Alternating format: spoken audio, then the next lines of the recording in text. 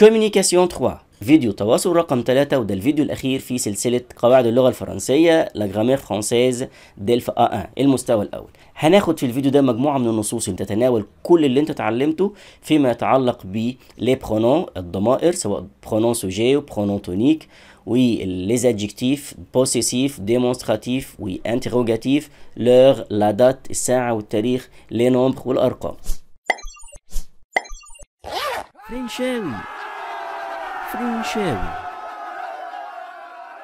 فرنشاوي Complétez le dialogue avec les pronoms personnels sujets qui conviennent. Tu connais Lucie? هل تعرفي لوسي؟ La nouvelle élève de 5e 3 البنت الجديدة اللي في 5 تالت؟ لا وي أيوة non. Elle est très jolie هي تكون لطيفة جدا. Elle. Je voudrais أنا أريد bien la connaître أن أعرفها جيدا أو أن أتعرف عليها. Si tu veux لو أنك تريدي Je te la présente. أنا أقدمك لها. Excellente idée. فكرة ممتازة. Complétez le dialogue avec les pronoms toniques qui conviennent. Tu viens dîner chez نقط samedi. Samedi prochain. Oui, avec plaisir. بكل سرور. واحد بيعزم التاني بيقول له تيجي تتعشى عند مين؟ أكيد عندي أنا. Chez moi samedi يوم السبت. هيقول له samedi prochain السبت القادم. Oui, نعم. Avec plaisir بكل سرور. Ma mère prépare une tarte tatin exprès pour أمي هتجهز تورتة تاتان اللي في الصورة exprès سريعة pour مين؟ أكيد pour toi علشانك أنت. la tarte tatin de ta mère التورتة بتاعت مامتك elle est super bonne دي حلوة جدا. et en plus بالإضافة إلى ذلك ta mère est très sympa مامتك شخصية لطيفة جدا. je parle souvent de أنا أتحدث غالبا أو دائما d'elle أتحدث عنها et de ses recettes وعن وصفاتها avec ma mère مع أمي. Tu sais هل تعرف أو أنت عارف la cuisine c'est sa passion المطبخ يكون هوايتها أو شغفها. et après le dîner وبعد العشاء on regarde un DVD. إيه رأيك نتفرج على DVD على فيلم يعني؟ parfait رائع ممتاز. Julie vient elle aussi هنا جولي اسم بنت هنعوض عنها بإل. إل aussi جولي ستأتي هي الأخرى أو هي أيضا. mais elle vient juste voir le film avec ولكنها سوف تأتي بالضبط لكي ترى الفيلم avec nous عشان تشوف الفيلم معنا. كول يعني زيها زي parfait. Complétez la carte postale أكمل هذه البطاقة البريدية avec les formats personnels بالصيغ غير الشخصية qui conviennent المناسبة. Je t'envoie le coucou de Biarritz. أرسل إليك التحيات أو القبلات من مدينة بياريتز. La ville est belle. المدينة تكون جميلة. نقط beaucoup de touristes. الكثير من السياح أو السائحين. et de magasins intéressants. والمحلات أو المتاجر الجذابة والشيقة. طبعا هنا هيكون il y a يوجد أو il existe يوجد برضو. Malheureusement لسوء الحظ نقط tout le temps طول الوقت et il نقط tout s'envole كل شيء بيطير. يا ترى ايه اللي هنا؟ il pleut الجو يمطر طول الوقت. et il ويوجد il y a du vent ويوجد رياح. كل شيء يطير كل حاجة بتطير في الهواء. نقط rester à l'hôtel la plupart du temps. هنا verb rester يظل أو يمكث في الفندق أغلب الوقت. يبقى هنا إذن أكيد il faut rester يجب أن نظل أو نمكث في الفندق طيلة الوقت. c'est ennuyeux هذا أمر مزعج. en plus بالإضافة إلى أنه il نقط et je dois mettre mon sweatshirt الجو أخباره إيه ولذلك يجب أن أرتدي أو أن أضع السويتشيرت بتاعي اللبس التقيل quand je vais à la plage عندما أذهب إلى الشاطئ. طبعا هنقول il fait froid الجو يكون بارد. je n'ai pas du tout de chance ليس عندي حظ على الإطلاق ما عنديش حظ أبدا. à bientôt إلى اللقاء. كاميج أنا كاميج. طبعا ده الاسم البنت المبعوث لها وده العنوان المبعوث إليها. Complétez le mail avec les adjectifs possessifs ou démonstratifs qui conviennent. أكمل بصفات الملكية أو الإشارة المناسبة. شوف على حسب المعنى هتضيف صفات ملكية ولا صفات إشارة. هكون سريع برضو ممكن توقف الفيديو وتحل لوحدك وبعدين ترجع تتأكد من الحل معايا. Salut, je suis très heureuse de correspondre avec toi. أنا سعيدة جدا أن أتراسل معك. C'est إنه يكون mon prof de français مدرس الفرنسي بتاعي qui m'a donné هو الذي أعطاني ton adresse عنوانك. j'ai 16 ans عندي 16 عاما.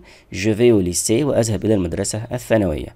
je suis en première أنا في الصف الأول. j'étudie beaucoup أنا بذاكر كتير. et و cette semaine هذا الأسبوع j'ai beaucoup de contrôle عندي امتحانات كتير. Dans ma famille في أسرتي أو عائلتي il y a 4 personnes يوجد 4 أفراد. Mon père أبي ma mère أمي mon frère أخي et moi وأنا je suis très sportive أنا رياضية جدا. Mon sport préféré est la natation. رياضتي المفضلة هي السباحة. Je m'entraîne beaucoup أتدرب كثيرا et mon entraîneur est très sévère ومدربي قاسي جدا أو صارم جدا. Cette année هذه السنة أو هذا العام je vais participer aux compétitions nationales. سوف أشارك في البطولات والمنافسات المحلية أو القومية. Je suis très contente de mes résultats. أنا سعيدة جدا من نتائجي. Et toi وأنتي tu es sportive هل أنت تكوني رياضية. Quels sont tes loisirs préférés ما هي هواياتك المفضلة. Où vas-tu passer أين سوف تقضي tes vacances أجازتك cet été هذا الصيف. J'attends ton mail أنا في انتظار الإيميل بتاعك. À bientôt إلى اللقاء. بيز قبولاتي كارولين التوقيع بتاعها اسمها كارولين. Formuler des questions اسأل أسئلة avec quel ou quel باستخدام صفات الاستفهام quel. poser des questions à un nouveau camarade اطرح هذه الأسئلة على زميلك الجديد. ses loisirs préférés هوايته المفضلة هسأل وأقول له quels sont tes loisirs préférés ما هي هوايتك المفضلة. son adresse عنوانه quelle est ton adresse ما هو عنوانك. son numéro de portable نمرة المحمول أو نمرة الجوال. Quel est ton numéro de portable ما هي نمرة جوالك. ses matières préférées المواد الدراسية المفضلة بالنسبة له. quelles sont tes matières préférées ما هي موادك المفضلة. les sports qu'il pratique الرياضات التي يمارسها. quel sport tu pratiques ما الرياضات التي أنت تمارسها. sa couleur préférée لونه المفضل. quelle est ta couleur préférée أو quelle couleur préfères-tu ما اللون الذي تفضل. Formulez des questions sur la base des indications qui vous sont données. اسأل أسئلة بناء على الإرشادات الموجهة إليك. Vous demandez à votre prof de maths بتسأل مدرس الرياضيات بتاعك s'il y a un contrôle la semaine prochaine هل إذا ما كان هناك امتحان الأسبوع القادم. يا ترى هتقول له إيه؟ السؤال هنا هيكون بهل يعني ليه 3 أشكال. ممكن يكون سؤال باللهجة أو بإسك أو بطريقة الانفيرسيون. سؤال باللهجة هيكون il y a un contrôle la semaine prochaine. ممكن نضيف اسك وهتبقى est-ce qu'il y a un contrôle la semaine prochaine. ممكن نقلبها ونخليها y a-t-il un contrôle la semaine prochaine. Vous voulez savoir les horaires de la bibliothèque. عايز تعرف مواعيد المكتبة. Vous demandez au secrétariat. هتسأل السكرتارية هتسأل وتقول إيه quels sont les horaires de la bibliothèque ما هي مواعيد المكتبة. Vous demandez à un ami les ingrédients de la bûche de Noël. لا بيش دو نويل هي تورتة ليها شكل معين زي ما هي في الصورة بتكون مميزة للاحتفالات بأعياد نويل والكريسماس. بتسأله ايه هي مكونات او مقادير البيش. هتقول له ايه quels sont les ingrédients de la bûche de Noël ما هي مقادير او مكونات لا بيش دو نويل. Vous voulez savoir si le musée de Louvre est ouvert le lundi. تريد أن تعرف ما إذا كان متحف اللوفر يكون مفتوح يوم الاثنين. الشكل الأول le Louvre est ouvert le lundi. ده سؤال اللهجة. Est-ce que le Louvre est ouvert le lundi. السؤال التاني بأسك. السؤال التالت le Louvre est-il ouvert le lundi. هنا طريقة الإقلاب وعوضنا عن le Louvre بالpronom il بعد الفيرب est. Vous voulez savoir quelle langue parle un nouveau collègue. تريد أن تعرف ما اللغات التي يتحدثها زميلك الجديد. Quelle langue parlez-vous أو quelle langue parles-tu أو tu parles أو vous parlez على حسب تقديم الفاعل والفعل الاثنين صحيحتين. Vous demandez à un ami s'il a envie de venir au bowling. بتسأل صاحبك إذا ما كانت لديه رغبة أن يأتي معك إلى تمرين البولينج أو إلى لعبة البولينج. هقول له tu as envie de venir au bowling. هل عندك رغبة في أن تأتي إلى البولينج؟ Complétez les mini-dialogues en posant les questions correspondant à chaque réponse. أكمل هذه الديالوج واطرح أسئلة على كل إجابة موجودة أمامك. عندي ديالوج في 4 réponses في 4 إجابات ومطلوب إن أنا أكتب 4 questions. ديالوج A الإجابة الأولى j'ai 16 ans et demi. عندي 16 سنة ونص. هيكون السؤال quel âge as-tu أو quel âge tu as. كم عمرك؟ de Grenoble من مدينة Grenoble. je reste à moi ici. هنا الإجابة الأولى من مدينة كذا يبقى هنسأل من أين. أين اللي هي أو وهناخد قدامها دو هتبقى دو من أين viens-tu. دو viens-tu من أين تأتي. Je suis chez ma tante. أنا أكون عند عمتي. يبقى أين تسكن؟ Où habites-tu؟ أين تسكن؟ Oh oui. هنا قال oui j'aime beaucoup Grenoble. أنا بحب Grenoble. هيبقى السؤال tu aimes Grenoble أو est-ce que tu aimes Grenoble؟ ميني ديالوج B. Oui je parle bien anglais. Tu parles anglais؟ هل تتحدث الإنجليزية؟ وممكن est-ce que tu parles anglais أو parles-tu anglais؟ 3 أشكال. Ah non لا je ne parle pas du tout espagnol. لا أتحدث الإسبانية على الإطلاق. هيكون السؤال tu parles espagnol؟ هل تتحدث الإسبانية؟ أو est-ce que tu parles espagnol؟ أو parles-tu espagnol؟ ميني ديالوج سي. الإجابة hier soir بالأمس مساء je suis rentré à 11h. رجعت الساعة 11. هيكون السؤال هنا بمتى أو في أي ساعة، وهي à quelle heure tu es rentré hier soir. في أي ساعة أو متى رجعت بالأمس مساء. Je suis allé au cinéma avec mes amis. ذهبت إلى السينما مع أصدقائي. السؤال هيكون où tu es allé؟ أين ذهبت؟ وممكن أسأل ب avec qui؟ مع من أنت ذهبت إلى السينما. ممكن أسأل على المكان وممكن أسأل ب مع من. Nous avons vu le nouveau film de Clint Eastwood.